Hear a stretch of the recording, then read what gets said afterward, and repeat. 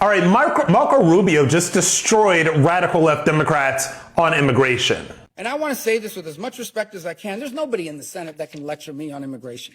This is not a political issue. I've lived it my whole life. This is not immigration.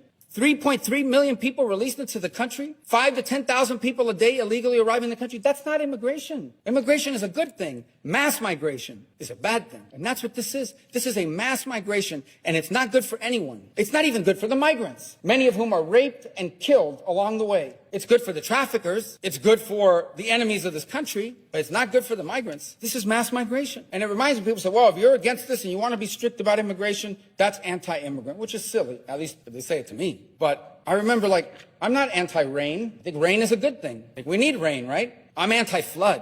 I'm not against the rain. I'm against flooding. Does being against flooding make you anti-rain? No. And being against mass migration does not make you anti-immigration, because mass migration is not immigration. All right, so that is obviously Secretary of State Marco Rubio, and he said a lot of things that I agree with, but one thing that I don't agree with, because he talks about, oh, immigration is a good thing. I gotta tell you something, right now there is no immigration into this country that is a good thing, both legal and illegal. In fact, I personally believe that all immigration should be brought to a full stop for a very long period of time in this country. First of all, let's talk about the illegal immigration. Let's talk about the upwards of 10 to 20 million illegals that crossed that southern border under President Joe Biden from everywhere on the planet, by the way, not just Latin American countries, bringing in sex trafficking, drug trafficking, more drugs, fentanyl, all of this other stuff. So let's talk about now the legal immigrants, like the legal Somali immigrants that were imported and shipped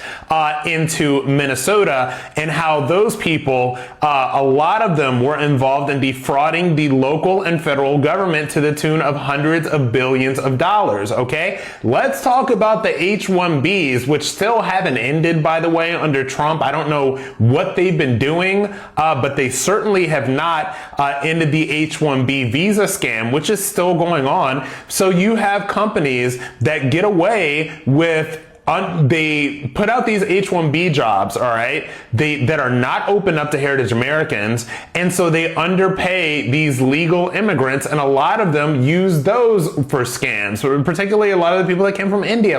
Let's just be honest. So I'm not the type of person that's going to sit here under this politically correct fiction that any immigration at all is good for America, because quite simply, it ain't.